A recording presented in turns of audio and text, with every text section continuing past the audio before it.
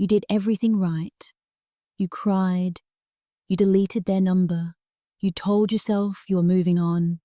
But weeks later, maybe months later, you're still lying awake at 2 a.m.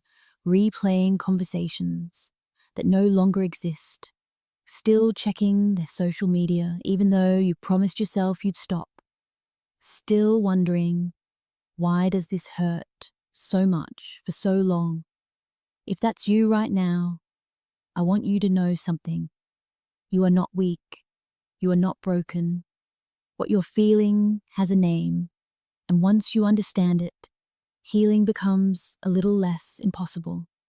Here's what most people don't tell you about breakups. You're not just losing a person, you're losing a version of yourself. Psychologists call this attachment theory.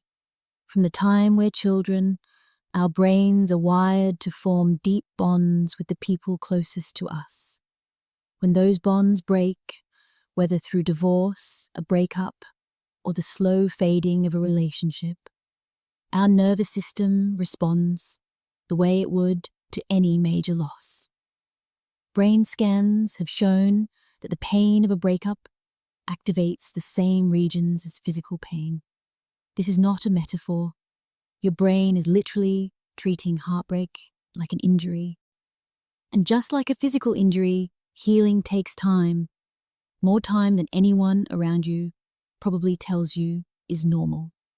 So why do some of us heal and some of us stay stuck? There are 3 reasons I see most often. The first is hope. Even when a relationship is clearly over, part of us holds on. We keep a small door open just in case. And that open door makes it almost impossible to fully grieve. Because we're not grieving an ending. We're waiting for a beginning that isn't coming. The second is identity loss. When you've been someone's partner for months or years, being in that relationship becomes part of who you are. When it ends, you don't just lose them. You lose the role, the routine, the future you had imagined together. Rebuilding your sense of self takes far longer than people expect. The third is the comparison trap. In the age of social media, we watch everyone else's highlight reel while sitting inside our own pain. They look fine. They've moved on. Why haven't you? This comparison doesn't just slow healing, it adds shame on top of grief. And shame is one of the heaviest things a human being can carry. So what actually helps? Not the toxic positivity, not the just get back out there. What actually moves the needle? Healing is not linear. You will have good days followed by terrible days. And that doesn't mean you've gone backwards. It means you're human. The goal isn't to feel better every single day. The goal is to feel better, on average, over time. Give yourself that grace.